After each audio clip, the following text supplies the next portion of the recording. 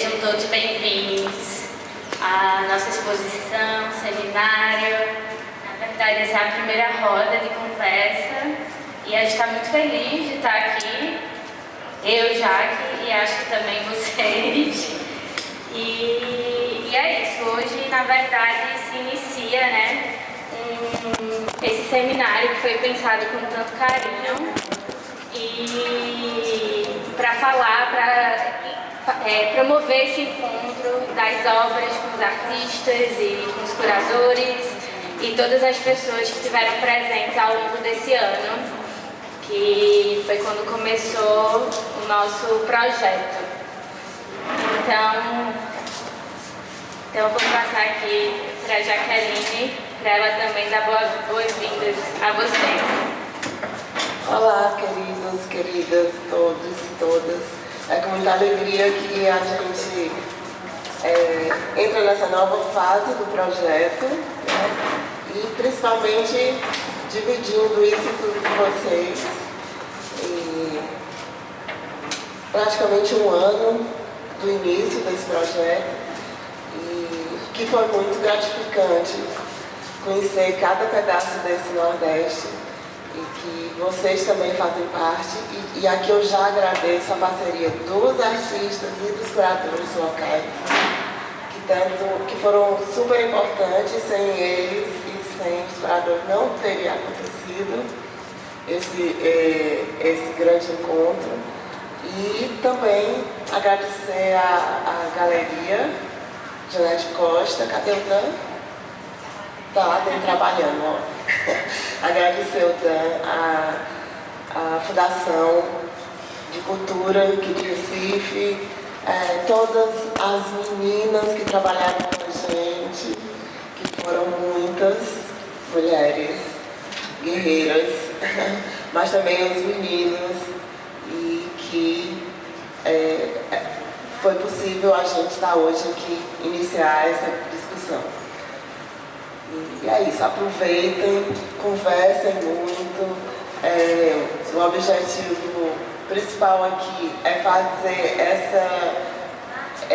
esse encontro mais horizontal, né? Horizontal do ponto de vista regional, entre os estados nossos aqui do Nordeste, e esse expandido que a gente chama até Minas e Espírito Santo, né? Que é tão difícil a gente estar lado a lado com os artistas vizinhos, que muitas vezes têm as mesmas questões que a gente tem, seja na Bahia, seja no Maranhão, que tem distâncias quase continentais.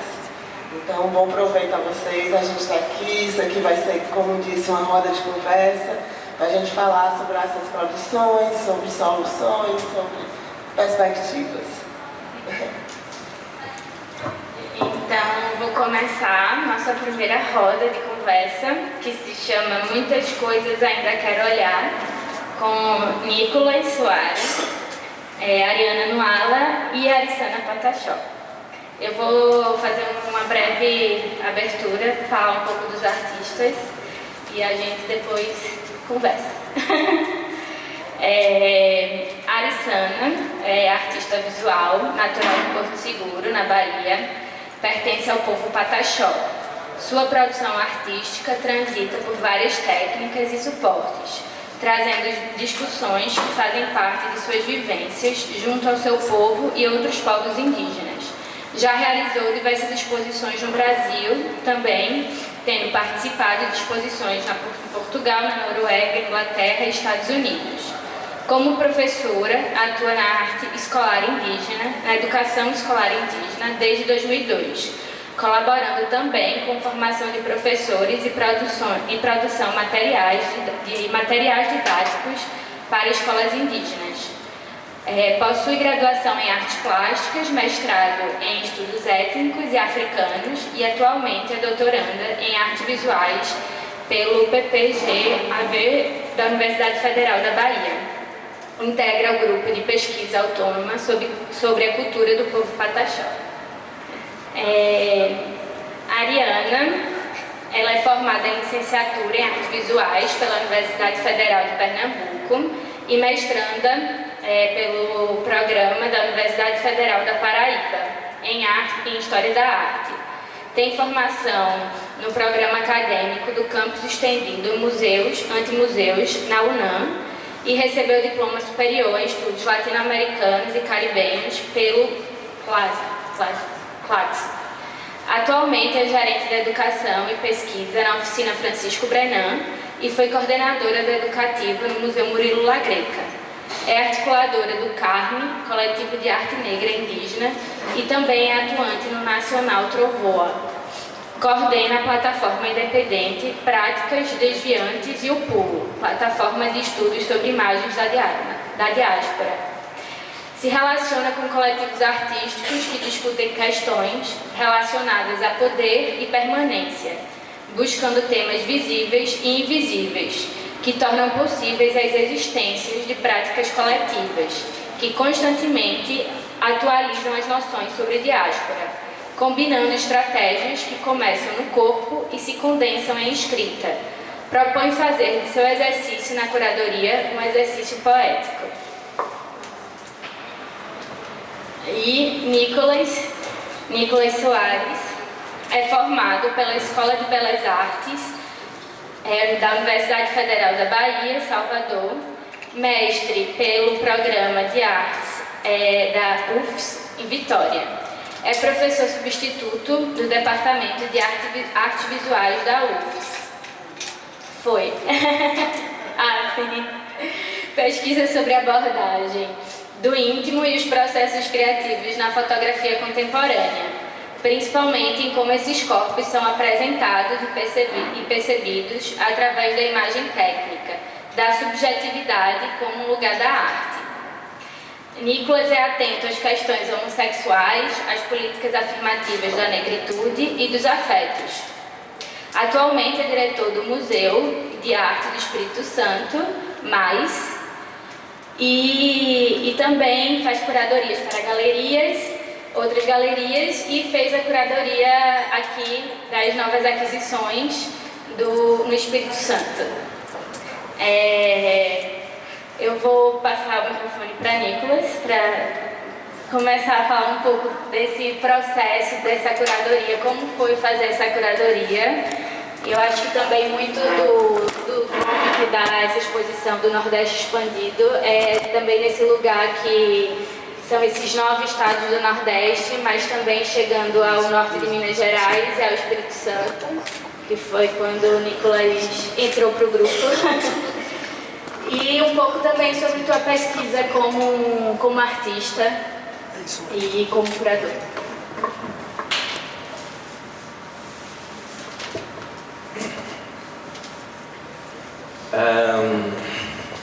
Boa tarde. Muito obrigado, Cecília, pela apresentação. Primeiro de tudo, queria agradecer o convite para participar desse projeto, desse programa, que foi uma surpresa para mim, mas acho que também foi uma surpresa, né, para o Espírito Santo. Vou falar em nome do Estado. Acho que também foi uma surpresa para o Espírito Santo a gente ser considerado, ou a gente estar, né, próximo, ou ter a possibilidade de ter esse entendimento de que a gente está próximo aqui do Nordeste. Então, muito feliz por ter participado, por ter colaborado. Agradecer a Jaque, a Cecília, ao Daniel pelo convite e por por esses meses todos de trabalho, de discussões, de processos. Eu acho que a princípio, né, no começo de tudo, falando dessa curadoria e dessa perspectiva do Espírito Santo como um território que agora a gente está aqui, né, dialogando próximo, né, de vocês aqui no Nordeste. Isso é muito importante, eu acho que, de pensar como o Espírito Santo por muito tempo esteve num lugar um tanto isolado, né, tanto do Nordeste quanto do Sudeste, de onde, né, de fato, ele faz parte dentro da divisão regional. Mas acaba sendo também um processo de um trauma histórico, né, do Estado. Um Estado que, nesse regime colonial, ele foi vetado, né? E isso fez com que, de alguma forma, a nossa cultura, a gente lá também vive, né, e continua reverberando de alguma forma esse trauma.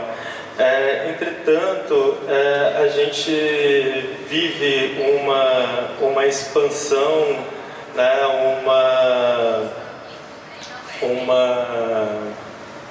uma produção efetiva, e falando de artes visuais, né, nesses últimos tempos, em que o que tem produzido discursivamente, o que tem sido produzido em termos conceituais, em termos de pesquisa, de história, de afetos, né? Você acabou de comentar sobre 2 artistas do Espírito Santo agora. Isso tem se expandido, isso tem reverberado para fora, né? Então, os artistas hoje que estão aqui do Espírito Santo, né, tem 2 aqui agora, Liliana Sanches, o Luciano Feijão, e todos os outros que estão aqui nessa exposição, são artistas que têm tido uma repercussão, uma representatividade no sentido desse escape da fronteira do Estado, né? E aí a gente sabe que não é só uma fronteira que é regional no sentido de ultrapassar um limite territorial, mas é uma fronteira que é discursiva e é uma fronteira que é política também, né? Então, e isso acho que se alinha e corrobora com toda essa coleção quando a gente entende que, nesse sentido de ultrapassar essas barreiras que são políticas, que são conceituais, que são discursivas, e a gente ter um repertório de uma produção contemporânea de artistas que, por muito, foram marginalizados pelo território, pelo regionalismo, né, que por muito também foram marginalizados pelas questões raciais, de gênero. Então, a gente ter isso alinhado hoje numa grande coleção pública me parece não só uma estratégia, mas talvez e também não é um reconhecimento, porque eu acho que não é sobre reconhecimento, sabe? Eu acho que é sobre essa tomada de posição, essa tomada de lugar e essa reorientação desses pontos cardinais, assim. Eu acho que não é só reorientar o norte do sul, mas também reorientar o que é leste e oeste, né? Reorientar o que é nordeste. Então, e toda essa produção, né, que a gente vê aqui hoje, de alguma forma eu acho que é uma fricção nisso, sabe? Eu acho que é uma fricção num sistema. A gente poderia aqui se alongar para falar várias críticas em relação ao sistema da arte, né, e também como o sistema da arte vai de alguma forma envelopando e se apropriando discursivamente de tudo, se apropriando discursivamente da gente, se apropriando discursivamente e esteticamente e iconograficamente, né, do que se é produzido e reverberado, mas ao mesmo tempo eu acho que a gente tem que acreditar que é uma tomada, sabe? A gente tem que acreditar que é um reposicionamento. E eu acho que entender aqui hoje o Espírito Santo, acho que também é isso pra gente. né? Eu acho que uma reorientação desses eixos e uma reorientação do que esses pontos cardinais de orientação, né? Me repetindo aqui.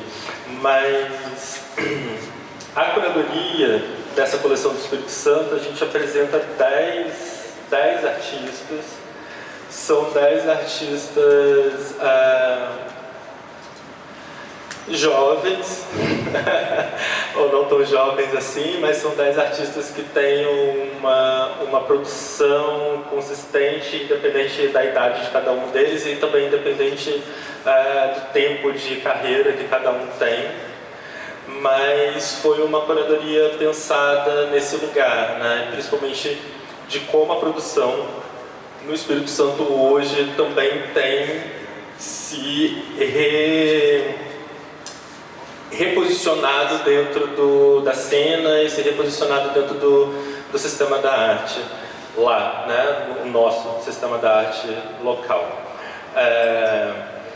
Então, esses artistas, muitos deles vêm, né, de uma produção longa, de uma produção que é fomentada lá, né, no Estado por incentivo público. Hoje eu trabalho na Secretaria de Cultura, na direção do Museu do Estado, e eu acompanho, né, como gestor e como de alguma forma orientador desses projetos, eu vou acompanhando a pesquisa de cada um desses artistas, e eu acho que tem um papel fundamental no Estado em relação a isso, assim, né? Como esse investimento na pesquisa faz com que esses artistas avancem nas produções e faz com que esses artistas também tenham uma possibilidade de escoar dessas fronteiras que são do Estado. E aí nessa perspectiva, assim, como um artista que está na direção de um museu de um museu do Estado, de um museu que é público, né, que tem os desafios de um espaço, de uma instituição pública, ao mesmo tempo que é o principal museu do Estado, né, um museu que muitos artistas querem passar por lá, muitos artistas querem se apresentar nesse espaço, mas também hoje, considerando a minha linha de pesquisa como artista, a minha linha de pesquisa como curador, como também investir isso nesse espaço em que hoje eu estou na gestão, né? Então, como investir num processo de uma revisão histórica, como investir num processo em que a gente consiga reorientar também o posicionamento do museu, o pensamento do museu, a sua formação de acervo e como que o museu quer dialogar com os artistas de lá, né, como o museu pode estar mais aberto a isso. Então, são desafios, eu acho que são desafios de qualquer instituição de arte hoje. Obviamente são instâncias e escalas muito diferentes, né? Mas eu acho que é uma preocupação e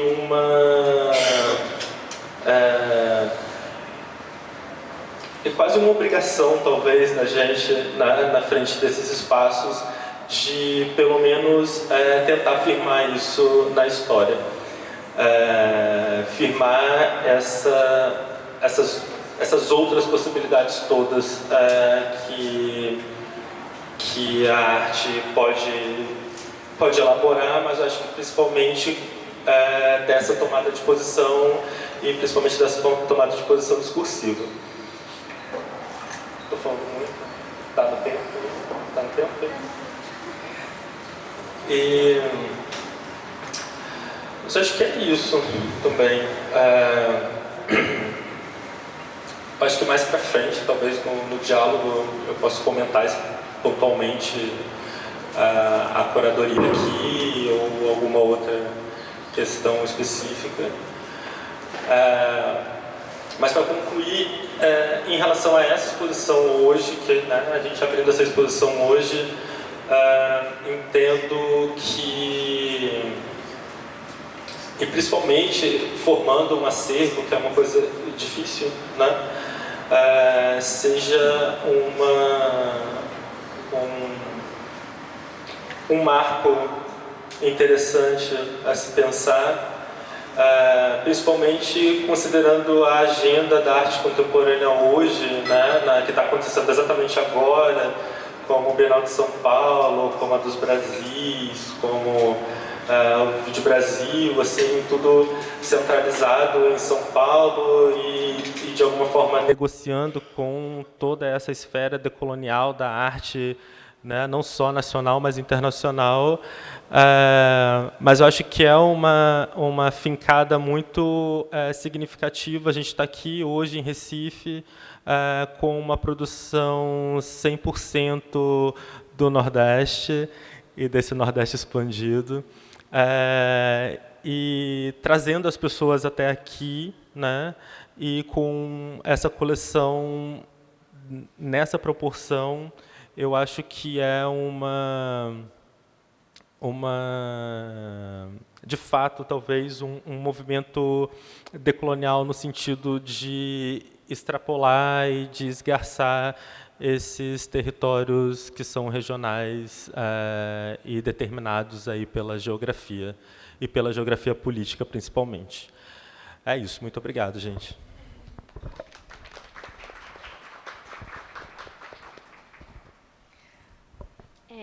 Agora eu vou passar a palavra para a Arissana. Boa tarde. Tchenhantó, Jarrauchoman. Boa tarde a todos. Eu sou Arissana, né, pertenço ao povo Pataxó.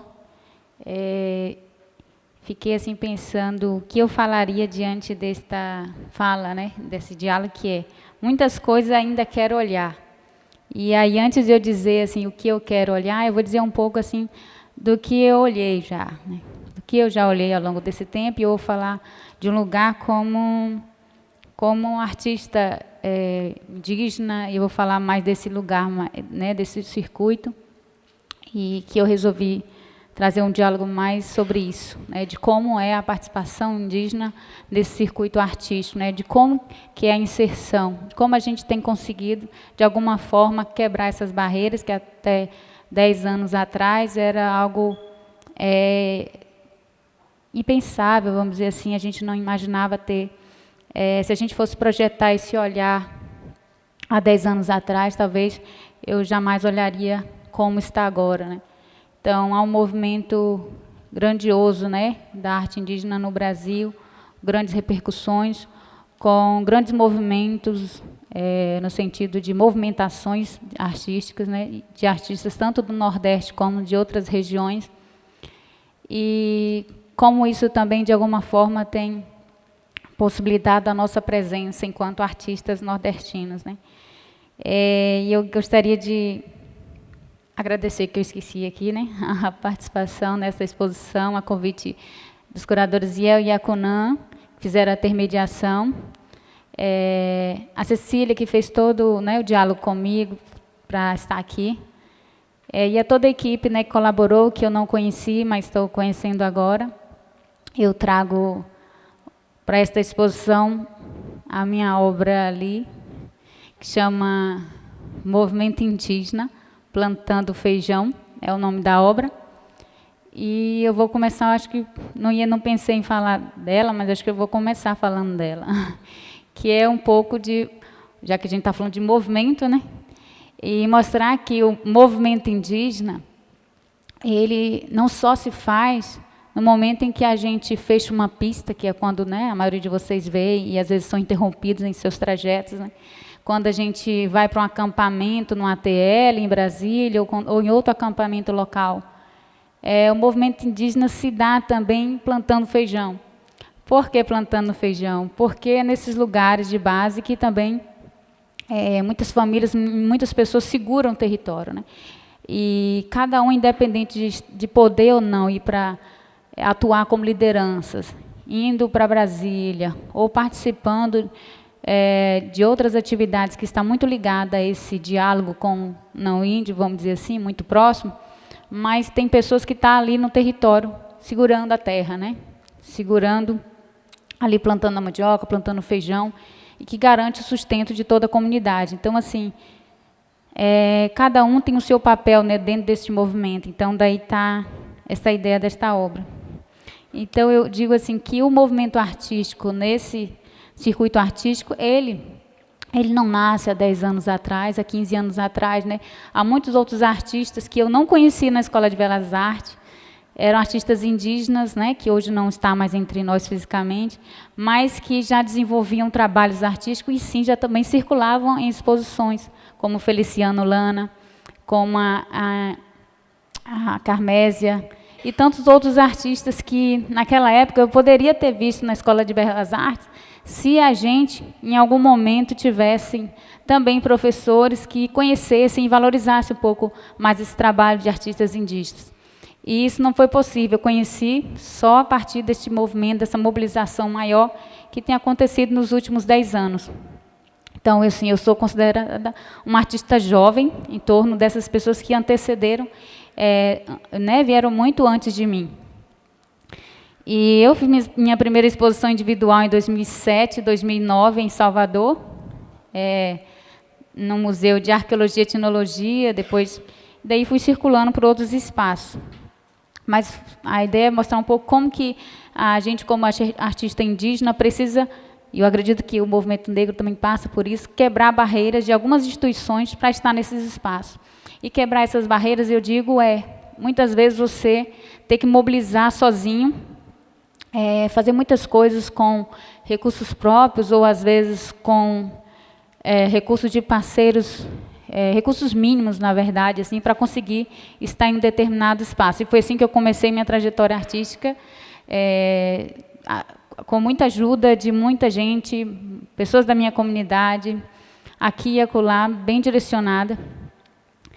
E nesse mundo artístico, né, mais contemporâneo agora, desses últimos 10 anos, teve algumas exposições no campo da arte indígena que, de alguma forma, repercutiu ou mobilizou, ou fez sacudir um pouco esses espaços de arte para abrir os olhos para os artistas indígenas. E uma dessas exposições teve a individual de Jair Desbel, que foi em 2011, Era Uma Vez a Amazônia, depois expandiu com uma exposição itinerante por várias regiões do Brasil, em que ele se alojava, né, em algumas comunidades. Isso foi até 2016, 14, 16 mais ou menos. Teve a primeira exposição que reuniu artistas indígenas do Brasil e da América Latina, que chamava Mira, Arte Indígena Contemporânea, que foi para mim foi uma exposição bem significativa, que pude conhecer nesse espaço expositivo obras de diferentes artísticas do Brasil que eu sequer tinha ouvido falar. Então, daí a gente vê a importância desses espaços, né, museológicos, que, embora a gente faça tanta crítica a esses lugares, mas, de alguma forma, colaboram para essa articulação e esse diálogo. E daí teve tantas outras, né, como o Salão de Regionais de Artes Indígenas da Bahia, que foi organizado pela professora Carla Camuso, hoje professora do IFBA. Teve a de Agataporã, que foi de 2017 a 2018, realizada por Sandra Benites, junto com outros curadores, José Ribamar, Pablo Lafuete, Clarice Diniz, que foi no MAR, no Museu de Arte do Rio de Janeiro, que também não só trouxe as artes indígenas, como já Aide fala, arte indígena contemporânea, né, mas que utiliza essas outras técnicas, mas a arte do próprio povo também, objetos e tantas imagens que traziam um pouco a historiografia também de vários povos do Brasil. Em 2020, eu participei como artista curadora do CURA, Circuito Urbano de Arte em BH, e nesse circuito foi possível trazer aí a participação de vários artistas indígenas, como Daera Tucano, né, para a pintura da Grande Empena, em BH, Jair Desbel, que fez a escultura das entidades, e Sandra Benites, Ailton Krenak, como também que participaram dos diálogos. Célia Chacriabá também participou com fotografias, Denilson Baniva com bandeiras. Então, nesse movimento do CURA, em 2020, que foi um momento super tenso assim, para nós todos, teve esse movimento aí do Cura, que eu acredito que também repercutiu bastante nesse movimento da arte indígena. De 2020 a 2021 teve a Vestra, Nós Sabemos, que foi curadoria de Naine Terena, na Pinacoteca de São Paulo, que também mobilizou uma grande participação de artistas indígenas. Hoje essa exposição ela está em uma galeria em Massachusetts, eu acho que é assim que fala. Então, assim, eu só estou mostrando um pouco desse panorama para a gente entender como que essas redes colaborativas também elas são importantes para ajudar a gente a quebrar essas barreiras, porque, infelizmente, sozinho a gente não consegue, então é importante ter parceiros, ter amigos também que, de alguma forma, têm alguma sensibilidade pelas causas indígenas também, porque nem sempre a gente também vai estar só numa curadoria ou num trabalho educativo, ou para acessar alguns espaços museológicos, né?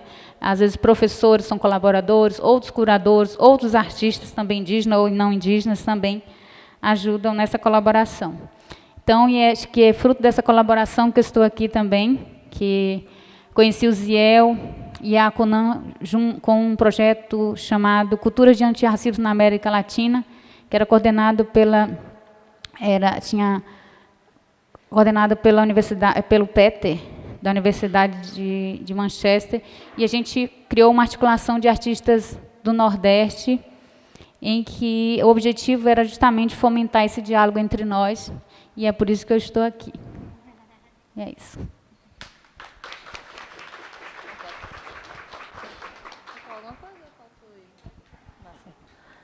Vocês conseguem me ouvir? Está tudo tranquilo? Eu acho um pouco estranho falar no microfone, mas está tudo certo. Obrigada pela fala de vocês, Nicolas, Arissana, Cecília. Eu sou Ariana, né? Sou daqui de Recife. Para mim é um prazer estar aqui. Escolhi para lá por último, justamente porque também falar um pouquinho sobre o território. Tem várias pessoas de Recife aqui também, então eu acho que como é uma roda, acho que a gente poderia realmente depois, enfim, tentar abrir, né, para perguntas e complementos, adições, subtrações, enfim, multiplicações das nossas falas. Mas eu penso muito, na verdade, né, assim que eu cheguei, a gente estava conversando, eu e a Arissana rapidamente, ela perguntou, e você faz o quê? Aí eu fiz, eu sou curadora.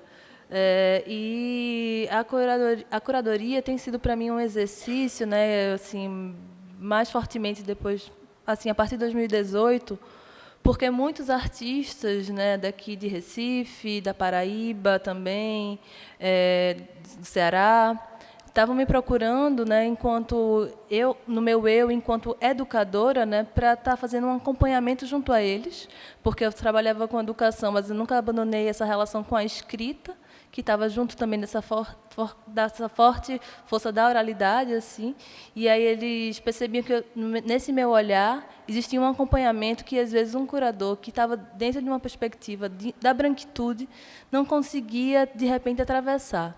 É uma coisa que eu fico pensando muito no Denilson, até no Denilson Baniwa, que ele vai falar assim, vamos exigir novas palavras, né? Vamos exigir novas palavras. O que isso significa, né? Acho que a gente faz esse movimento aqui, pensando esse Nordeste expandido, a gente quebra um pouquinho essa ideia, né? Pensando essa geografia, né, esse mapa, essa cartografia que vem de uma herança colonial, para pensar essas similitudes, né, do que chegam aqui, pensando até o Rio São Francisco, né, como é que ele sobe, como é que ele atravessa esses outros territórios também. Mas eu fico pensando que meu exercício, talvez, né, enquanto curadora, tenha sido muito aprendido dentro dessa relação das ruas, assim, né, dentro desses movimentos coletivos que eram feitos, e eu acho que aqui em Recife a gente tem uma herança muito forte de coletivos, de coletividades, né, que se formam, né, e fazem seu trabalho independente das instituições. As instituições são muito importantes, eu acho que elas são equipamentos enfim, de apoio, de parceria, de estão ali, né, mas elas por muito tempo também foram um lugar que a gente pode entender de uma forma que é o espaço onde fica o arquivo, né? Onde fica esse acervo. Esse espaço que esse arquivo, esse acervo, eles poucas vezes podem ser, como eu posso dizer, compartilhados, vistos, né? Eles não se tornam visíveis para muitos desses corpos. Eles se tornam muitas vezes fechados, estão blindados, né? Existe também uma forma de como você atravessa algumas instituições. O seu corpo às vezes parece ter que estar contido, né? Você parece que tem que estar num corpo que ele está ali nesse exercício que, se você falar mais alto, se você andar mais rápido, parece que todo mundo vai prestar atenção. Então, parece que o corpo negro, o corpo indígena, muitas vezes ele não coube dentro desse lugar dessas instituições, e muitas vezes dentro desses arquivos, né, dessas instituições. Então, acho que essa reflexão que a gente está fazendo aqui é um pouco também sobre as barreiras que são desses arquivos, né? Então, como é que a gente vai trabalhar e como é que a gente discute essa relação desse acervo, compartilhando ele, né, e mostrando ele cada vez mais, né? Como é que ele se torna uma força viva, né? Porque se a gente está fazendo uma nova exigência de palavras, talvez esses arquivos, enquanto arte, pensando na grande maioria de artistas que estão aqui, né, que eu acho que tem uma presença forte de artistas negros e indígenas, às vezes não é puramente uma relação sobre um objeto, né? Não é necessariamente uma relação que o objeto ele foi constituído, né, dentro de uma tomada de valores, onde a gente subjuga, a gente como seres humanos subjuga algo, né? É uma ideia lá atrás kantiana. Então, como é que a gente poderia, né, olhar, né, e para algo e entender essa agência a partir desse experimento que está nesse processo dentro do espaço, né? Eu tenho aprendido muito sobre isso, assim, né? E eu tenho pensado aí, eu vou fazer uma fala um pouco não linear, assim, porque é assim que eu funciono, mas essa coisa dos coletivos, né? Eu, em 2016, entrei num coletivo que foi muito importante para mim, eu acho que até mais, talvez, que a universidade. Não que a universidade não tenha sido importante, mas talvez porque lá eu não tinha encontrado algumas pessoas que eu conseguiria ser parceiras, os pares, assim, de fato. E aí esse coletivo é o Carne, né, que é o coletivo de arte negra indígena, que ele está um pouquinho, hoje eu diria que ele está flutuando por aí. A gente está para lançar uma publicação, mas ele não tem sido ativado, né, a gente tem estado muito ocupado, são 12 pessoas participantes desse coletivo. Ana Lira, Abinel João Nascimento, Calor, Iagor Pérez, enfim, Lia Letícia, Abroz e tantas outras pessoas. E nesse coletivo, né, que foi criado em 2016, a gente tinha como principal mote esse escoamento dessa arte negra, assim, inicialmente. Depois ele se tornou a arte negra indígena, entendendo essas alianças, né? E aí a gente fazia muitos processos de exposição, né, a partir de forma independente, sem dinheiro, organizando, criando, fazendo leilão, fazendo aposta e organizando, assim, entendendo uma tipografia possível a partir do que a gente tinha.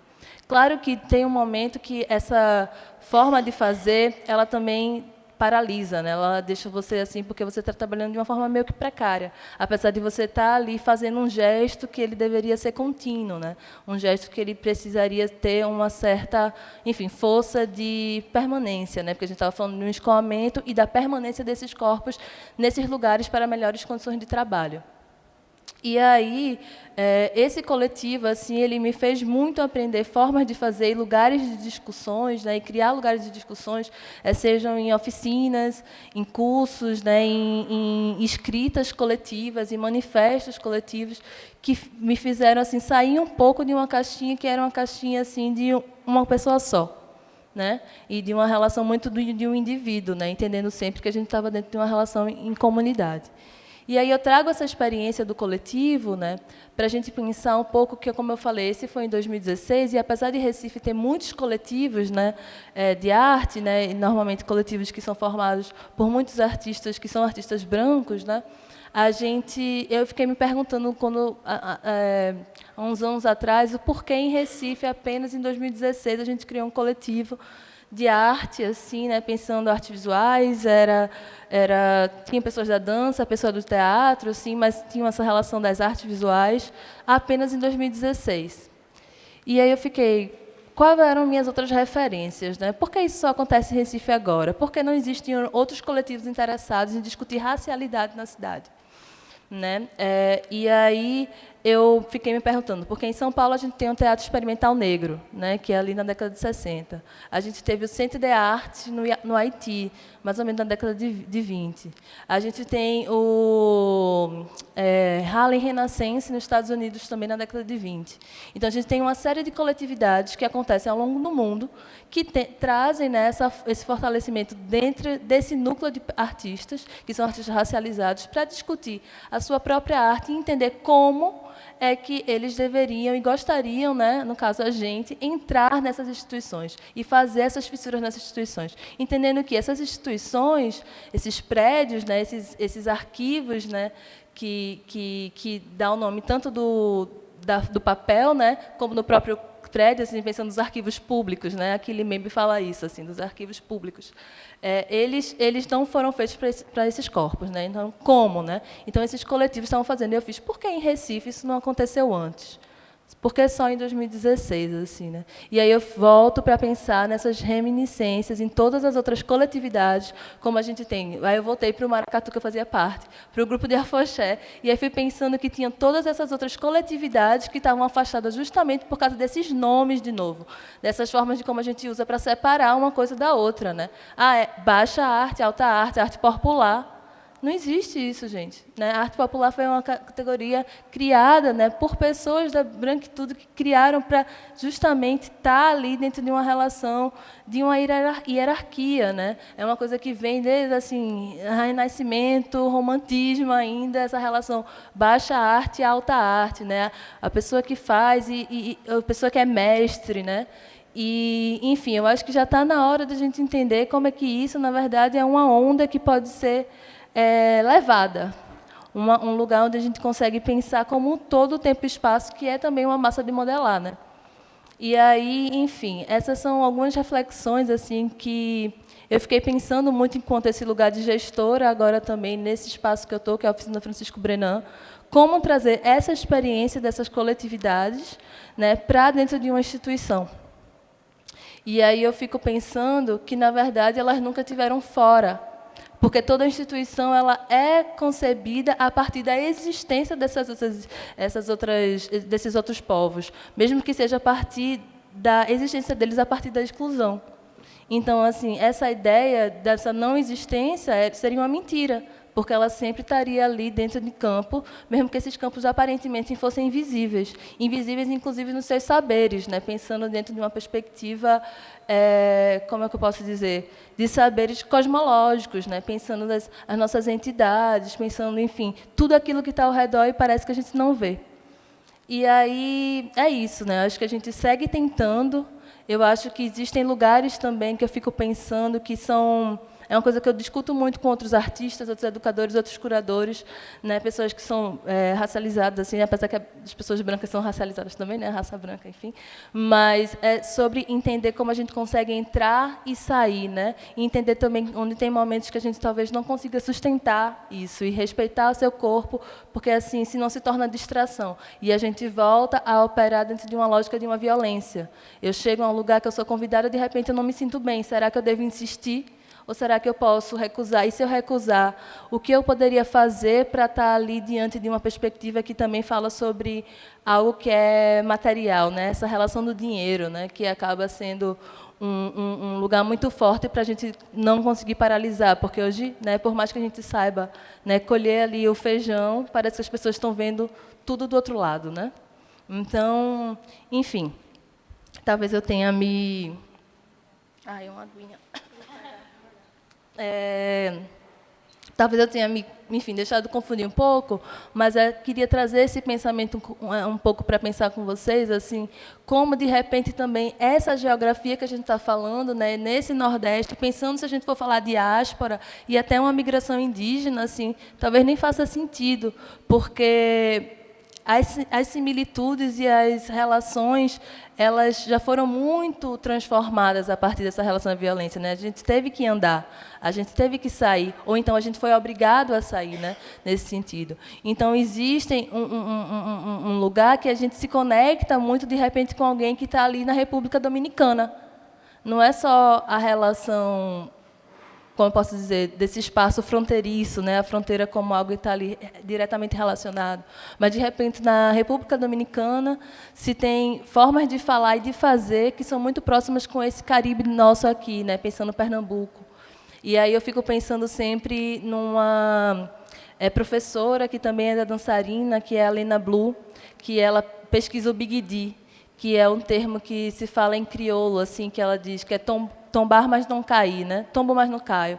É uma coisa que a gente vive falando aqui, né? Seja no coco, seja na capoeira, seja, enfim, tem no samba, né? Tem essa relação, né, de você estar ali com o corpo, que é justamente isso, né? Como você se move, né, caminhando, mas mesmo a partir de algo que parece ser ali uma estrutura que é paralisante, uma estrutura que parece não lhe caber, você não cai, né? Então você dribla. É uma energia assim muito mais de uma força que ela opera, enfim, talvez de um gesto infinito, realmente, né? Um gesto infinito, que é isso que a gente tem procurado. Então, é assim, não sei se eu fiz uma linha contação de histórias demais para vocês. Espero que tenham entendido, assim, mas eu agradeço muito a participação. Acho que a gente tem precisado se ver, se encontrar, né? Acho que eu não conhecia, né, nem o Nicolas, nem a Arissana, assim, faz muito tempo que eu não vejo a Cecília. Estou feliz de ter vindo o Adriano ali, que é uma pessoa que eu também, enfim, conheci agora há pouco, mas que a gente conseguiu trabalhar juntos. E fora, realmente, desses lugares, talvez como São Paulo, até como Rio de Janeiro mesmo, não pela relação, enfim, desse ser um espaço impossível, mas do que a gente conseguir construir, talvez exigir outras formas de fazer, né? Pensando aqui também em nossas instituições. É isso, obrigada.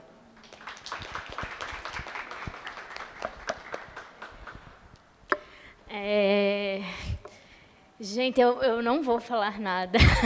Na verdade, eu vou abrir já para as perguntas. E quero agradecer logo assim a vocês. E também fazer só uma observação que eu esqueci de falar no começo, que um dos motivos também, quando eu estava pensando nessas rodas, né, de juntar vocês três, era esse lugar assim, de atuação em várias frentes, na educação, na curadoria, e também os três aqui, que eu sei que têm trabalhos artísticos e também fazem isso. Então, eu acho que quando a gente pensou em vocês, era para que essa roda também girasse nesse sentido, sabe? E obrigada. Então, quero saber se alguém quer começar, quer fazer uma pergunta. Alguém?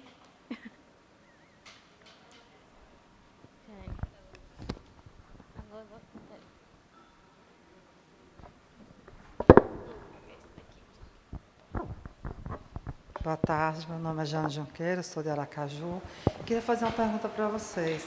Vocês encontraram alguma dificuldade, alguma resistência nesse apanhado que foi feito, graças, né, ao recurso do Banco do Nordeste, para captar esses artistas, para que eles tivessem essa visibilidade nacional, né, sair dos seus territórios, vir para um lado nacional e internacional, já que esse ambiente proporciona tantos turistas de todo mundo que passa por aqui, né? Se vocês tiveram alguma dificuldade para fazer esse apanhado desses artistas.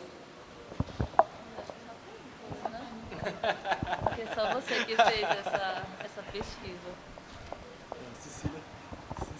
Cecília também responde.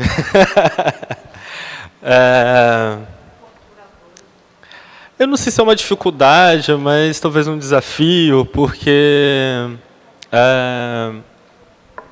tem muito artista no mundo, né? E aí tem muita gente produzindo, tem muita gente produzindo coisas interessantes, ao mesmo tempo que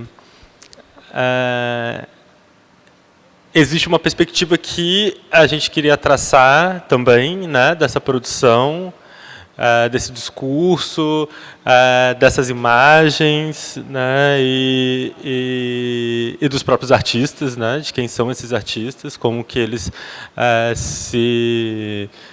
estão posicionados na vida, no mundo, no território, tudo isso, né. Eu acho que era uma preocupação minha na curadoria, mas também era uma preocupação do Banco do Nordeste, né, de vocês, talvez nessa possibilidade de atualização discursiva, né, do acervo.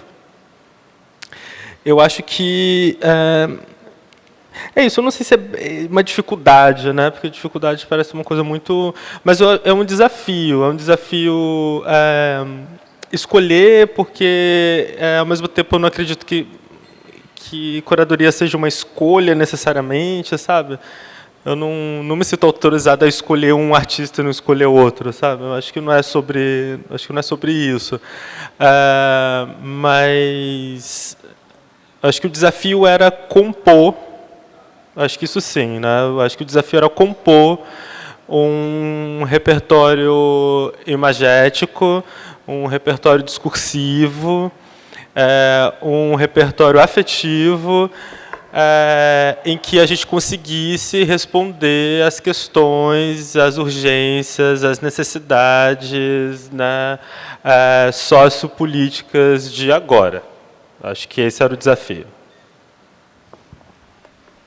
Eu acho que, assim, em cada estado, acho que o banco passou nesse Nordeste expandido, a gente teve uma preocupação muito grande de convidar pessoas dos próprios lugares, como o Nicolas, como você, para compor, sabe? Porque, enfim, conhece muito mais as vivências, conhece as necessidades da cidade, a história da cidade.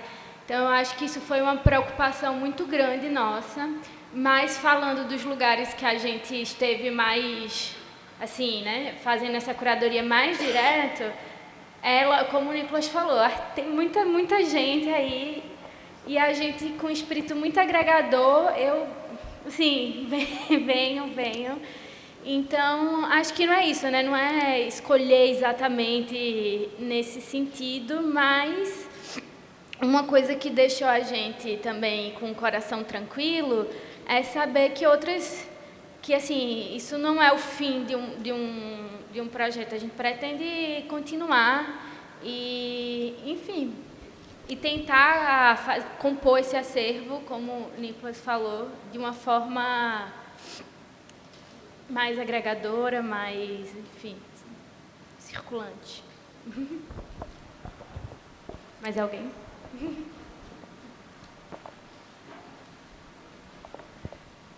Olá, boa tarde, me chamo Valéria. Eu queria fazer uma pergunta para a Alexandra Pataxó. Assim, eu queria ouvir mais, na verdade, dentro do tema, né? Muitas coisas ainda quero olhar. Você tem um trabalho também de arte e educação, né, com crianças e tudo, e também essa questão indígena, né? Outra coisa que você falou que é arte contemporânea, aí você citou o Jader também, Gibel, e eu queria ouvir mais, assim, você falar sobre dificuldades e esse olhar mesmo. Eu vim hoje para prestigiar o evento, mas eu vim também por você, então eu gostaria de ouvir um pouco mais. Valéria, né? Obrigada pela vinda. Então, eu não entendi muito bem, assim, exatamente, né? Você falou que eu vi sobre arte contemporânea, que eu vi sobre trabalho de educação e... Então, eu sou professora, né? Eu trabalho como professora desde 2002. Tem uma trajetória grande aí. Eu comecei a dar aula desde os 19 anos para crianças. Eu era professora alfabetizadora. E, nesse meio termo aí, entrei na Escola de Belas Artes, voltei para a comunidade. No período que eu estava na Escola de Belas Artes, continuei com o trabalho de formação de professores nos cursos de magistério indígena, licenciaturas interculturais. E, quando eu voltei, continuei como professora alfabetizadora e eu acredito que ficou bem bom assim, a apresentação, que ela diz assim, olha, artistas, curadores, educadores, porque isso é algo que acontece muito dentro do campo da arte, né? As pessoas tendem a rotular os artistas, né, como uma coisa só. E ganhar esse rótulo de artista é uma coisa assim, às vezes que segrega você muito, como dizer assim, você sou artista. E, então, eu marco muito, e acredito que muitos artistas fazem isso, né? Dizer que não sou só artista, eu sou professora, eu sou dona de casa, né? Eu tenho filha, ali está minha filha, meu esposo. Então, assim, a gente permeia vários também momentos. A gente atua também como curadora, eu nem falo assim que eu sou curadora, sabe? Porque é coisa assim, afirmar quanto artista já foi algo assim, sabe? Para a gente, não sei como que foi para vocês, mas tomar esse lugar de assim, sou artista, fica parecendo que a gente é como se fosse um outro ser, como algo, né? Porque na comunidade, geralmente nas comunidades indígenas, não se diz muito assim o que você é, mas o que você faz, né? Já vi muito isso.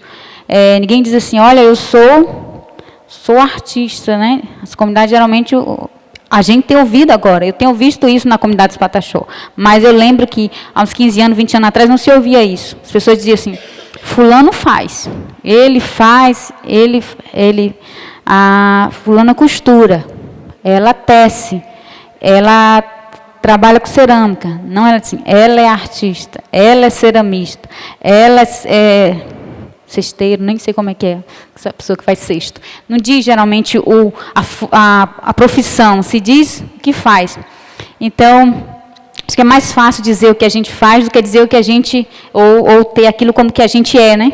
Então, assim, é mais fácil a gente dizer, né, que a gente atua como artista, como professor, como educador, como aquele que trabalha com material didático, como a pessoa que trabalha na curadoria, em diversos outros espaços. Então, assim, então eu permeio por esses lugares, né, também limpo casa, varro casa, atuo como dona de casa. E na escola eu trabalho, hoje eu trabalho no ensino médio com crianças, né, adolescentes, desculpa, que vão aí de 16, 15 anos até a maioridade, a melhor idade, né?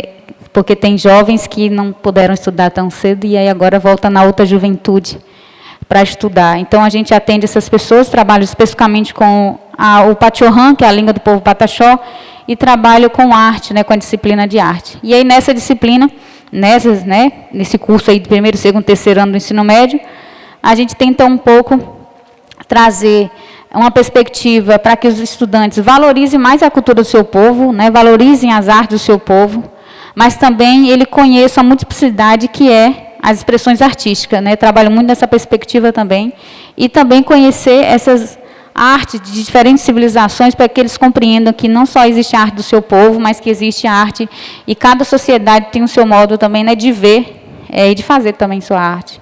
Acho que eu consegui um pouquinho.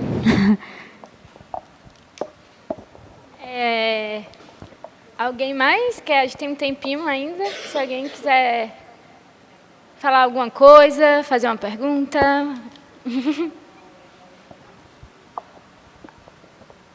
Sim, boa tarde. Eu venho de São Paulo. Então, de alguma forma, eu queria confirmar com vocês essa sensação que vocês apresentam de que, de alguma forma, há uma dificuldade enorme de integrar, né, tudo aquilo que é ancestral no Brasil, que pertence a histórias não só de vocês, em cada um na sua especificidade, como povo originário, como racialidade, etc., senão que, de fato, há uma espécie de uma lacuna na memória nacional e um apagamento que hoje, e eu acho que a Arizana colocou muito bem, não é casual que a gente fale em 10 anos para cá há uma mudança estrutural no sentido do que lutas anti-hegemônicas, digamos, estão produzindo. E, de fato, a arte afrodescendente, a arte indígena, hoje está conseguindo aparecer e ser reconhecida nacional e internacionalmente de maneira extremamente bonita, extremamente. Porém, eu acho que o Nicolas traz uma questão importante, que é a importância de que isso não vire apenas uma tendência, uma espécie de modismo, e sim que se compreenda como, através de eventos como este, e se reflita sobre isso. Porque eventos como este são os que vão construindo depois memória. E memória na reflexão do que está acontecendo, né?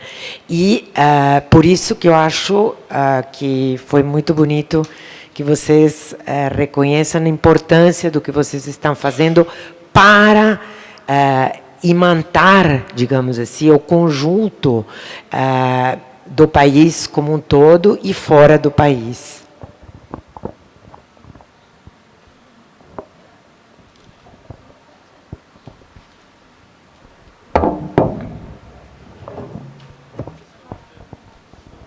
Acho que não foi bem uma pergunta, né? Acho que foi esse complemento, assim, a colocação, né? Assim, vocês querem falar alguma coisa? Mais que colocação, foi uma colocação porque eu sinto que vocês falaram muito sobre essa dificuldade, né, de serem recebidos, de poder dialogar com outros estados. Como eu venho de um outro estado, acho que vocês... é isso mesmo, a gente está no processo de quebrar barreiras. O que eu sinto, assim, é que ainda há muito chão para construir, assim, né? A gente vê, né? Eu acho que tem umas pessoas até que se sentem, enfim, um cansaço, porque vem como um tema, né? O que é muito triste, porque a gente está falando sobre vida e é realmente uma relação específica da gente flechar, assim, com nossas, enfim, cosmologias, são formas de traduzir o mundo diferentes, né? E é isso, acho que para também sair de um lugar que está muito ligado a um processo de estigma, né? Ou então pensando uma visualidade, pensando assim, vou pensar trabalho de artistas negros, né? Há um processo de visualidade que às vezes fica muito refém também do mercado, a partir daquilo que as pessoas gostariam de ver. Então existe uma discussão do próprio valor da obra frente ao próprio valor do corpo, né? Não sei se vocês me entendem em relação a isso, mas assim, essa ideia de uma representação, uma ideia da figuração, uma ideia excessiva, né, de corpo negro estando ali extremamente transparente no sentido assim, de ser hipervisível, né? Isso pode se tornar também uma ideia violenta, porque os corpos negros, inclusive, né, assim como os corpos indígenas, foram visualizados dentro desses arquivos, né, esses arquivos que eram inclusive de viagens, esses arquivos desses mapeamentos, né, nesses lugares de processo de categorização, mesmo quando eles são feitos por nós, no caso, quando tem artistas negros que fazem, que pintam, a reflexão deve se continuar, não existe um tipo de fazer, né, existem vários, então ainda muita coisa a se ver, né? Assim, pensando em Pernambuco, né? Quem são, assim, a gente tem Ziel, a gente tem a Juliana Chucuru, por exemplo, que trabalha também com curadoria, mas poderiam existir várias e várias outras pessoas que fossem curadoras indígenas, né? Vários outros curadores negros, né? A gente tem, enfim, entendendo que existe um grupo ainda muito pequeno, né? E como e onde essas pessoas poderiam trabalhar. Essa é uma questão também, né, que a gente pensa quando a gente vai falar em permanência, porque a gente sabe que a gente consegue construir dentro desses lugares autônomos, que muitas vezes são temporários, né, assim, os coletivos, eles nascem e morrem, enfim, pensando nesses coletivos de arte, né, diferente do processo de comunidade, né, que também é, mas enfim, tem um território ali muito atrelado. Mas como é que a gente conseguiria fazer esse trabalho, né? Eu estou trabalhando na oficina Francisco Brenan, Nicolas está trabalhando na prefeitura, né, como diretor, no Estado. Né? Eu já estive trabalhando aqui na prefeitura também, mas assim, e esses outros espaços, né? E como é que a gente consegue discutir? Em São Paulo tem muitas instituições, né? Existem muitos fazeres, assim, né? Então existe um processo de circulação também que muitas vezes a gente tem que ir para lá, né? A gente ainda não conseguiu, assim, esse tempo de imigração ainda é muito forte, né? Eu estava conversando uma vez com Geviana, que é uma artista do Maranhão que está aqui na exposição, e ela falou, eu tenho uma sorte de conseguir trabalhar e ainda não precisei me mudar de São Luís. Né? E a G tem, sei lá, acho que ela está com 37 anos, trabalha muito, enfim, com performance, colagem, etc., mas ela não precisou se mudar, né? Mas a gente vê que, enfim, é esse fluxo, né? O que é você construir essas relações dentro do seu próprio território? Isso é uma coisa muito importante, porque ainda precisa de muita coisa ser redita aqui, ser revisada, né? E é isso, assim, às vezes a gente parece estar no Nordeste, parece que é um lugar que é extremamente apaziguador, mas Recife mesmo como um lugar extremamente, assim, de uma operação colonial muito violenta, que é atualizada o tempo todo, né? A gente ainda vive um pouco numa aristocracia pernambucana muito forte. Então, como é que a gente consegue realmente chegar e discutir isso para não ter que sair desse território? Não que circular seja ruim, porque é bom, né, se movimentar, o movimento faz parte da vida. Mas é isso, né? Como é que a gente discute sobre uma cidade que tem uma data, tipo assim, daqui a 80 anos dizem que Recife vai acabar, né? Que a gente vai ficar submerso. E aí, como é que a gente chega nisso, assim, né? Tem muitas coisas. A fala de Ariane, que eu falei no momento da minha fala das coisas que eu já olhei e eu não falei das coisas que eu queria olhar ainda. Então, o que eu quero olhar ainda é justamente o que ela acaba de dizer, é que as instituições, os espaços artísticos, né, sejam ocupados por mais artistas indígenas, né? Estou falando desse lugar, então vou continuar nesse lugar. Mais artistas indígenas, porque a gente tem visto, né, acredito que quem acompanha o circuito artístico tem visto muitas exposições nesse eixo, né, Rio-São Paulo, que tanto exposições com curadoria de artistas indígenas, quanto exposições que agregam artistas indígenas nesse circuito. Então, a gente mesmo sendo do Nordeste, tem participado de mais exposições fora do eixo Nordeste do que dentro do próprio Nordeste. Então, por que isso acontece? Por que nós, como os artistas indígenas, participamos mais de exposições fora do que dentro? Então, eu vejo assim que as instituições, não sei se as instituições, se o problema é nosso também, mas a gente tem tentado. Da nossa parte, a gente começou, né, teve esse processo de cultura de antirracismo que agregou um grupo de 6 artistas indígenas pesquisadores na Bahia, e a gente tem tentado articular, e foi daí que surgiu a exposição no Museu de Arte Sacra na Bahia, Arte Indígena Antirracista. Depois ela se deslocou aqui para o MIS, Ceará, e agora ela está no Crato, né? No Centro Cultural Cariri. Então, assim, Ziel acompanhou mais de frente esse circuito das exposições vindo para o MIS e para o Crato, lá para o Centro Cultural, e discutiu com a gente quanto isso foi difícil. Então, assim, não é algo fácil, é algo de que tem que, ainda conversando com ele em particular, a gente ainda tem que quebrar muita muralha ainda, muito muro, para poder conseguir adentrar esses espaços. Não é simples mesmo, não. Então, assim, é como se a gente tivesse que abrir algumas trilhas ainda, fazer picada na mata ainda, para que talvez outros que vierem depois ainda consigam caminhar um pouco melhor, né, sem precisar abrir essa picada assim tão drasticamente.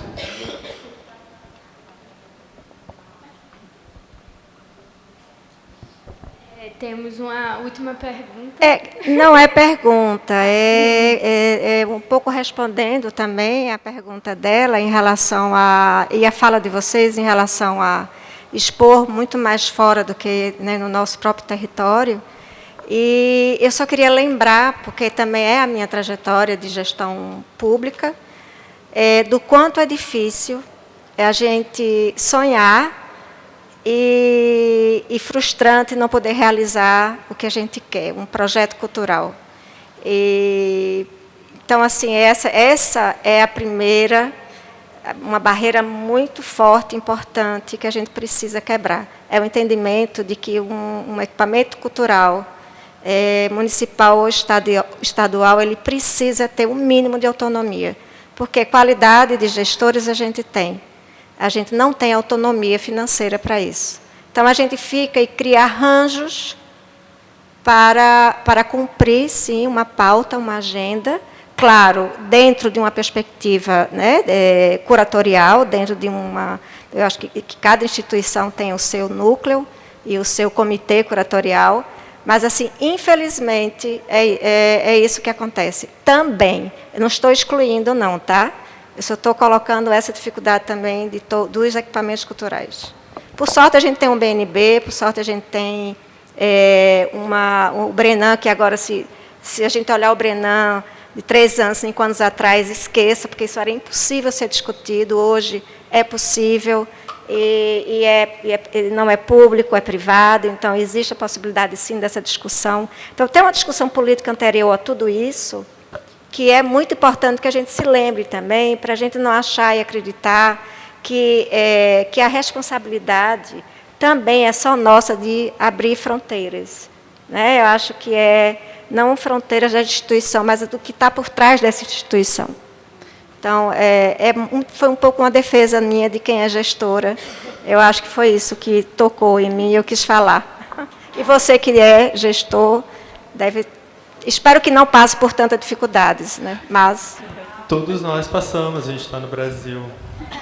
Então, passamos todos. Não passamos todos, não. A gente tem lugares nesse país que as dificuldades são bem menores. Não, mas assim, são dificuldades, o que eu quero dizer, sabe? Mas não estou dizendo que não tenham lugares que estejam, né, melhores do que aqui ou melhores do que lá, a gente no Espírito Santo, né? É um aspecto cultural, né, do território, da gente que se entende como brasileiro em relação aos espaços, à cultura, à arte, à educação e tudo isso, né? Então é um problema que é generalizado, independente dos níveis, né?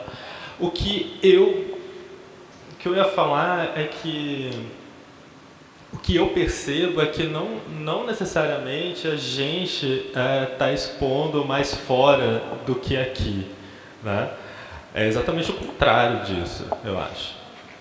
A questão é que hoje existe essa tomada de posição e existe uma investida do sistema da arte que faz com que tenham tantas exposições com artistas indígenas assim, circulando pelo Rio e São Paulo, né, e circulando internacionalmente.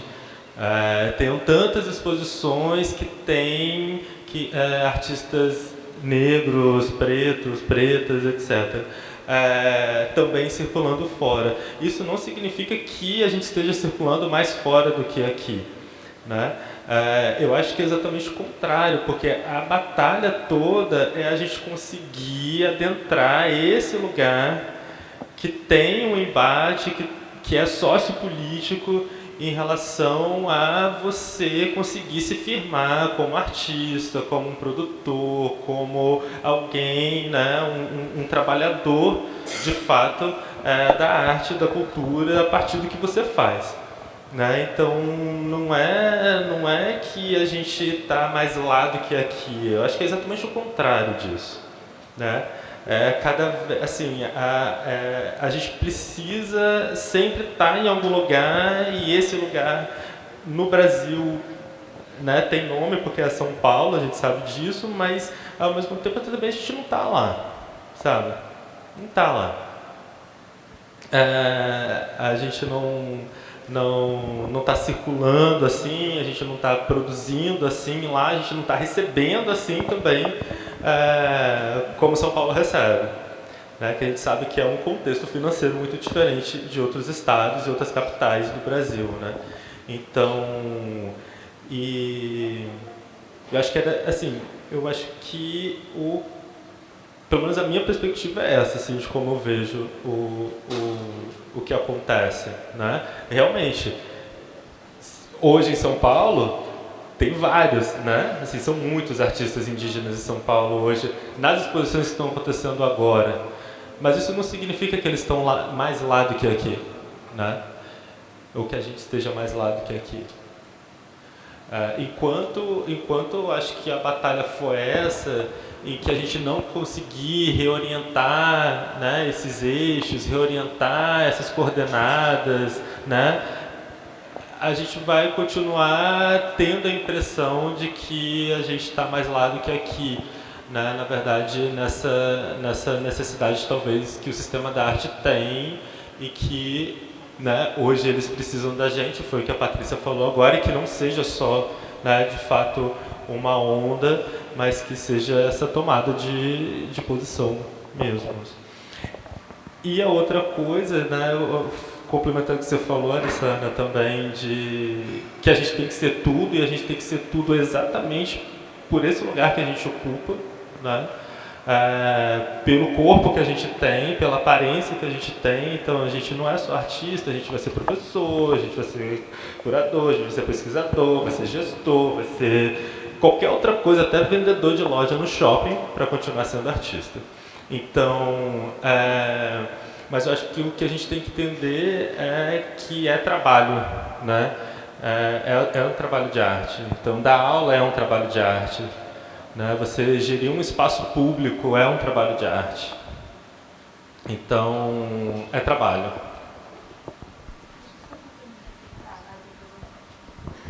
Quando eu digo que a gente está lá no eixo de São Paulo, nem fisicamente, nem também enquanto lugar, vamos dizer assim, de espaço, mas eu estou falando em relação ao número de espaços que se abrem para discutir, dialogar sobre e com a presença indígena nos espaços de artes. E eu tenho visto isso realmente, que eu posso tirar de Salvador.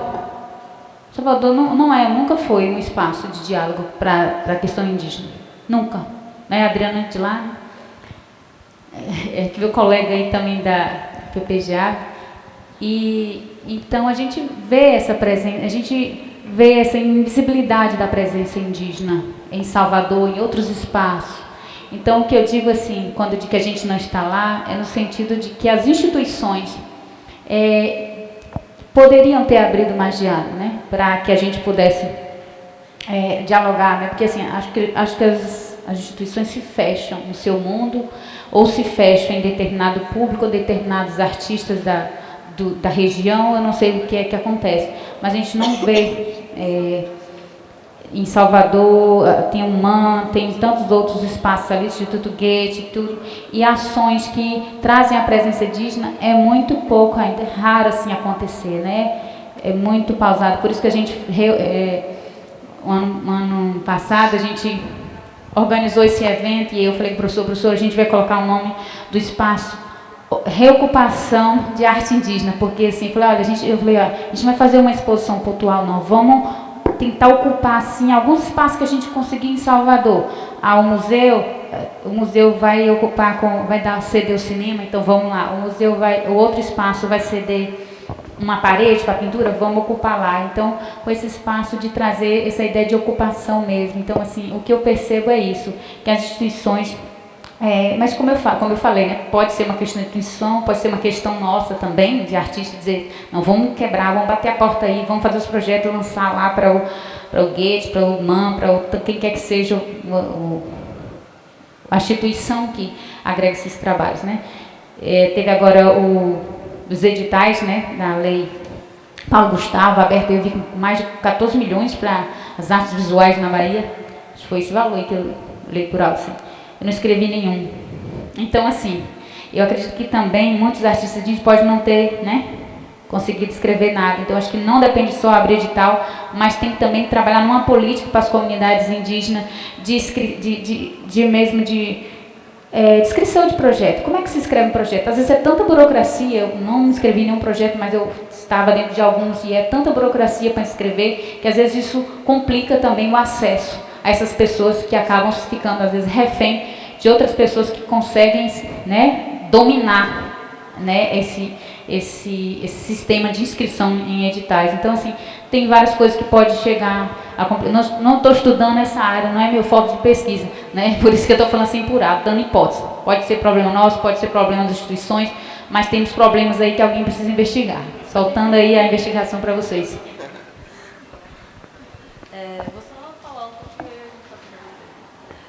Uma coisa também que eu fiquei pensando, que é um outro debate, e aí eu fico também, deixo para vocês, essa dúvida também a gente não vai conseguir abranger tudo de uma vez, mas eu sinto uma conexão muito forte também, né, dessa parte desse Nordeste com o Norte do país, né? Pensando, enfim, em Belém do Pará, e pensando toda essa relação que eu tinha falado na minha fala também, pensando que a gente consegue se conectar ao Caribe, né, pensando em Guadalupe, República Dominicana, imagine esse outro Norte, né? E aí, eu recentemente estive em Roraima, né? E aí eu fiquei pensando como essas exposições que estão em São Paulo reverberam lá, né? E aí pensando nessa figura do Jader muito forte. E muita gente que estava lá, né, discutindo comigo, né? Artistas, curadores, enfim, educadores, muitos licenciados em arte. Né, dizendo que assim não chegava, né, essa relação dessas exposições, dessa crítica em Roraima, né, chegava o que Jair fazia quando estava lá, né? Mas as exposições pouco meio que reverberavam, né? Ficavam mais assim para essa relação de São Paulo. Mas me preocupa quando essas exposições também chegam em São Paulo, a depender, claro, quando é tipo a curadoria da Naine, ou quando é a curadoria de pessoas indígenas, mas a forma como ela chega, que eu acho que, enfim, existe um tipo de fazer expográfico, um certo tipo de fazer museológico, que também é limitante, que também é isso que eu estava falando, desse corpo contido, né?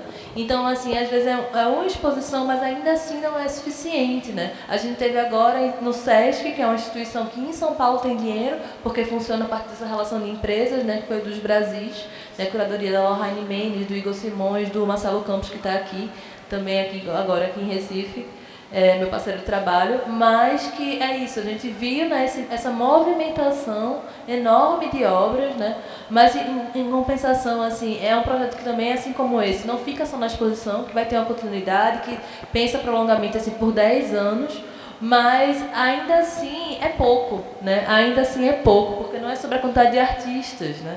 Mas é sobre como, de repente, para tinha muitos artistas na exposição que estavam expondo pela primeira vez, né? Mas que tem um trabalho e uma produção, um tempo de trabalho há muito tempo. Se a gente for discutir os artistas negros indígenas que estão no mercado das artes, pensando assim, mercado mesmo, a relação financeira, são muito poucos ainda, né? E quase nenhum. Então, assim, e nem todo mundo quer estar. Há exemplo, por exemplo, daqui um artista que é o Edson Barros, a Ticum, que ele é um artista que negou a estar há muito tempo no processo da história da arte. Edson, que é um artista que sempre se adentrou e, enfim, se aprofundou em escrever sobre si, né? Sobre sua prática, né? E aí ele estava querendo driblar a partir não do mercado, mas pela relação da história da arte, que para mim é a nossa grande concorrente, assim, a nossa grande, ainda, o lugar que a gente precisa bater, né? Mas é isso, assim, né? A gente está lá, mas ainda é muito pouco. Quando a gente está aqui, a gente faz, às vezes é muito potente, porque a gente está acostumado a fazer e a se manifestar de uma maneira muito de impotência, mas também ainda, né, sempre ainda nesse risco, né? Ainda nesse lugar que pode desaparecer, porque pensando nos terreiros, por exemplo, né? É um lugar onde tem uma manifestação cultural enorme, né? Uma relação de visualidade enorme, mas um terreiro, aqui pensando no terreiro de Jurema, um terreiro de Candomblé, pode estar sempre, no risco de se acabar, porque ele pode ser incendiado, ele pode estar dentro de uma perspectiva de intolerância religiosa. Então, assim, é muito difícil, assim, né? A gente tem os milhares e milhares, a galera do hip hop sabe mais do que ninguém, faz os trabalhos, assim, né? Ali na raça, e vai organizando e vai fazendo e articulando com várias pessoas, mas vai deixar de fazer, imagino que não, né? Mas existe um desequilíbrio. Talvez quando tu fala que em vários lugares do Brasil, por sermos brasileiros, assim, temos dificuldade, às vezes dentro desse lugar até da assimetria. Eu acho que São Paulo às vezes sofre isso. Você tem um lugar assim que tem tanto dinheiro e aí você começa a entender que você não consegue discutir. Fica difícil de relacionar, porque você vira uma torre, né? Então é isso, assim, vira um movimento narcisista, né? Enfim, é uma discussão muito grande. Oi, boa tarde. Bom, eu vou falar amanhã, mas não consigo me conter. Eu sou otimista sempre, então tô pensando, a gente ouvindo aqui. Eu sou de São Paulo, do Maranhão, de Minas, faço sempre trabalho nesses 3 fluxos e ouvindo, e a gente estando aqui discutindo essa questão de estratégias, né, do Nordeste, é muito importante dizer que, estando em São Paulo, a gente vivendo em São Paulo, existe um esgotamento que todo mundo de São Paulo queria estar aqui no Nordeste. Queria estar aqui vivendo e fazendo isso que a gente está fazendo agora, discutindo possibilidades de criar essas interlocuções. Então, eu acho que, só para trazer um pouco da gente aproveitar, talvez, criar uma possibilidade também de pensar esses dias, de imaginar que são muitas camadas, né, quando a gente fala do Sudeste, né, de São Paulo. Pensar São Paulo e Nordeste, Sudeste, Nordeste. São Paulo, acho que pensar em arte, a gente discutir a questão de um mercado de arte, discutir a questão econômica, enfim, são contextos que que sim, são muitas camadas para a gente chegar e entender, será que a gente queria realmente estar em São Paulo, vivendo em São Paulo? Não, né? Fazendo o mecanismo de São Paulo. A gente vivendo lá, estando lá, eu vivo lá, e no Maranhão, e em Minas, o desejo todo da grande maioria é pensar na possibilidade de sair daquele fluxo, de sair daquela forma de viver, de inventar outras possibilidades, de criar outros fluxos. Então, talvez, a minha sugestão, né, eu acho que a gente tentar imaginar esse tempo e esse espaço que a gente está aqui, para pensar esses fluxos, para criar essas conexões que a gente tem aqui, a partir dessa possibilidade de estar junto entre esses estados do Nordeste expandido com esses outros territórios, imaginando que, pensando hoje, São Paulo, Sudeste, né, enquanto uma economia, enfim, é um território gigante, tem uma economia que gera, né, uma dinâmica social, histórica, enfim. Mas hoje a gente também está num novo processo otimista, né, possível federal, eu acho que onde a gente vai ter, e tem uma dinâmica de um olhar e de um fomento, eu acho que com estratégias de muitas possibilidades para o Nordeste, para o Norte, para pensar um Brasil de uma forma, de novo, cuidadosa, afetiva, atenta, né, com recuidados, né, com possibilidades históricas, enfim. Então, sendo uma pessoa de São Paulo e que busca não estar lá, né, expandir a possibilidade de não estar lá, e a partir de lá e a partir daqui entender que somos todos brasileiros dentro de um mesmo lugar, né, e como a gente pode imaginar que a expansão é muito maior do que isso. Talvez o momento, a felicidade está muito mais aqui do que lá, entendeu? Agora, enquanto essa possibilidade de uma produção, de um desejo, ali as coisas estão se esgotando, né, se esgotaram, enfim. Então, eu acho que talvez seja a gente mudar um pouquinho também essa chave, né? Entender se precisa estar lá mesmo, né? A gente pode fazer, a gente pode mudar essa dinâmica, talvez, né? Mas para trazer, é uma provocação, né? Sendo uma pessoa que faz esse fluxo, a gente mudar, talvez, não ficar aqui num contexto da reclamação e tentar usar esse espaço para mudar esse fluxo. É só um pouco, a gente tem bastante tempo para trazer essa possibilidade. Não é porque a gente quer estar em São Paulo, não. É porque não, então. Não eu não quero estar em São Paulo. Eu tenho que estar em São Paulo. É uma coisa muito diferente, sabe? Eu quero continuar morando em Vitória, na tranquilidade que Vitória me dá, no conforto que Vitória me dá, na frente do mar azul, tudo isso. Mas a questão não é porque eu quero morar em São Paulo. Eu não quero morar em São Paulo, mas eu tenho que estar em São Paulo. E São Paulo tem que saber quem eu sou. É sobre isso, sabe? E aí, quando São Paulo quer sair de São Paulo, não é porque qualquer lugar fora de São Paulo é melhor do que São Paulo, não é, sabe? Não é uma questão de ser melhor, não. É questão da gente mudar um pouco a forma de também trazer isso à tona, entendeu? Eu sei muito bem desse movimento, então acho que a gente pode trazer de uma outra forma isso, para que também não fique parecendo uma reclamação e uma coisa que, assim, temos que estar, e por que não a gente também entender que esse movimento pode ser uma... Deixa eu só te interromper um pouquinho. Como é teu nome? Samanta. Como? Samanta. Sabe quando você diz assim, todo mundo quer vir para cá? Isso me assusta, porque parece... Sabe quando todo mundo já existe, né? A gente fala, parece que está no livro de ficção científica de Isaac Asimov, mas o pessoal comprando terra para ir para Marte, né, ir para a Lua, porque lá pode ser um lugar melhor. São Paulo é um lugar que deve estar e precisa ser povoado, né? Inclusive porque é território indígena também. Né? E acho que muitos coreanos estão fazendo isso de uma forma muito bonita, né? Eu acho que... E procurando essa relação de aliados também dentro dessa perspectiva. Mas eu não acho que é sair de São Paulo para vir para cá, porque o que acontece é que quando as pessoas chegam aqui, elas chegam também com esses vícios de olhares. Tem uma justificativa do porquê em Salvador a gente não encontra, sei lá, um museu de arte indígena. Porque as pessoas acham que em Salvador só tem pessoas negras. Isso não é verdade, né? E aí isso serve a quem? Ao turismo. Isso serve a um processo de exotificação. Isso serve, inclusive, para um pagamento que desclassifica qualquer tipo de relação entre pessoas negras e pessoas indígenas. Então, assim, existe um porquê, né? E aí, quando vem, as pessoas saem de Recife para vir para São Paulo, parece a gente da Terra está indo para Marte. Não. Que as pessoas de São Paulo fiquem em São Paulo e que a gente possa se movimentar quando a gente queira se movimentar. A gente está falando sobre uma operação de desejo, de vontade.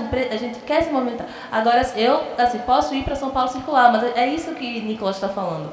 A gente tem que ir para São Paulo, porque é São Paulo que me paga. Às vezes eu recebo muito mais quando eu estou indo fazer trabalhos em São Paulo do que quando eu estou aqui no meu trabalho em Recife.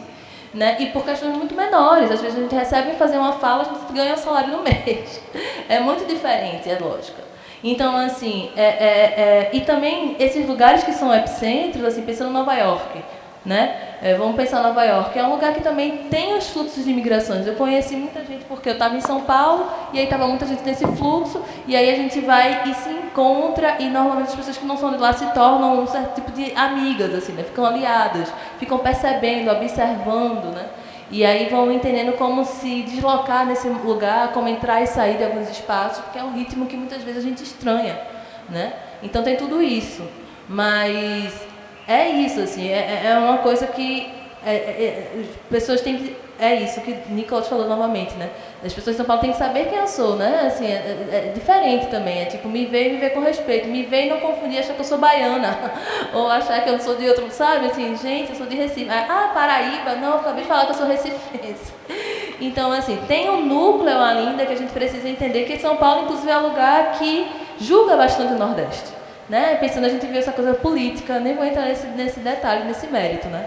Mas é isso. São Paulo é um lugar, será que ele é possível de ser reflorestado?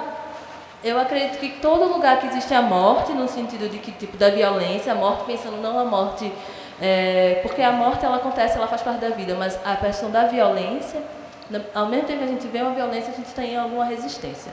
Sempre a gente está caminhando junto. Eu nem vou muito para um lugar da utopia, nem vou para um lugar de uma descrença total, né, de um pessimismo. Mas eu sei que a gente está vivo porque existem esses dois lugares, né, o tempo todo.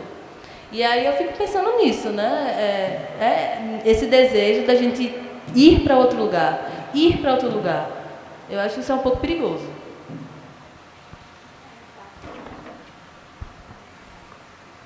Agora, última pergunta. Não, na verdade é só uma consideração que eu queria falar desde quando a Adriana falou do Arissa. Desculpa.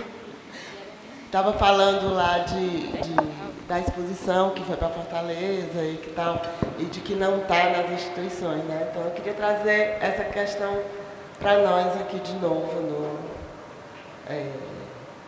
Mais precisamente, eu posso falar do lugar que eu venho, que é do Ceará, e que eu disse para o Ziel que foi a primeira exposição indígena que aconteceu lá. E que nenhum dos indígenas que estavam na exposição nunca expuseram lá em Fortaleza. Nunca. E é uma questão que eu trago para pensar também de o quão colonizado a gente também é com relação, quando a gente fala de Sudeste ou, sei lá, de qualquer outro canto, o quanto que a gente repete isso também nos estados da gente, né? Nos locais. Né? Lá em Fortaleza tem uma máxima, volto a dizer, falo da minha terra, não sei como é aqui, mas lá, o artista, para poder ter uma exposição na Pinacoteca, no Dragão do Mar, seja lá onde for, ele precisa primeiro ir para São Paulo. Para ter uma notícia no jornal, a matéria da exposição dele, ou que agora que apareceu um galerista lá, banca para sair no jornal, ou então não vai ter nenhuma matéria. Agora, se for uma exposição que é de uma curadoria de alguém de São Paulo, ou do Rio, ou seja lá de onde for, que não seja do Ceará, aí tem primeira página. Entendeu? Então, assim, até que ponto a gente também repete ou reafirma esse colonialismo, essa colonização, de não valorizar primeiro as coisas que são nossas, né? O que é que se mostra da gente, né? Aí, bom, isso é uma pergunta que está aí no ar, não vou responder. Obrigada. Eu queria complementar e fazer um comentário em torno da fala de Ariane. É Ariane? Ariana, então é igual o nome da minha irmã mesmo, Ariana. Eu tenho uma irmã que chama Ariana. E volta e meia as pessoas vão chamar meu nome Arissana, fala Ariana, me chamam de Aritana, falo qual o nome de quase todas as minhas irmãs. Anari, Ariana, Arissana, Aritana, Ariema. Eu tenho várias irmãs com nome parecido. Eu acredito, não tenho uma resposta, mas eu tenho uma hipótese para essa questão de que por que será que a arte, né, de Jade, que circulou, né, por tantos lugares de São Paulo, pouco se chega aos locais de Roraima e tal. Eu acredito que a arte, como tantas outras linhas que a academia dividiu em caixas, né, e aí a gente agora chama de bolhas, ela é isso, ela é uma bolha, né, que a gente fura, a gente entra, se locomove lá dentro, nós estamos aqui todos, eu acredito que todos que estão aqui fazem parte dessa bolha da arte, de alguma forma, como o Nicola falou, seja na gestão, seja na curadoria, seja na sala de aula, de alguma forma. Então, isso faz com que a gente adentrasse essa bolha. E, às vezes, a gente estando nessa bolha, a gente acha que outras pessoas estão também, ou estão, ou pensam que sabem. Então, assim, quando você vai lá fora, sai da bolha, você percebe que as pessoas nunca ouviram falar em Arissana, nunca ouviram falar em Jade, nunca ouviram falar no Nicolas, nem na Ariana. Por quê? Porque a bolha é que conhece a gente. Então, quando a gente... então, assim, na minha comunidade, vocês acham que importa para muitas pessoas que estão na comunidade plantando feijão se eu estou aqui ou não, de alguma forma, assim, nesse lugar, sabe? Interessa para elas que as obras estejam aqui nessas caixas brancas, né, penduradas? Não sei se interessa para elas. E para que isso importa para elas? E o que significa para elas? Mas para a gente importa, né? Porque a gente vê isso como como o Nicolas falou. Para a gente, talvez importa, como ela falou, ir para São Paulo é uma forma de você pegar a chave lá para conseguir entrar na instituição aqui. Né? É uma forma de você conseguir espaço, né? Das pessoas reconhecerem você também. É aquilo, né? Aquele ditado que todo mundo conhece, né? O profeta não é reconhecido em sua própria pátria. Né? Então, acho que tem muito disso. Então, assim, eu acredito que muitos na comunidade não interessa para eles saber o que circula em arte, o que está nesse circuito. Não interessa para eles comer. A situação no Brasil é tão drástica, é tão problemática, a desigualdade social é tão gigante, que interessa o pessoal saber que eu tenho um quadro pendurado numa parede branca dentro de uma caixote. Desculpa aí, mas é isso. Gente, é isso. Temos muito mais, mas vai continuar isso depois, viu? Obrigada.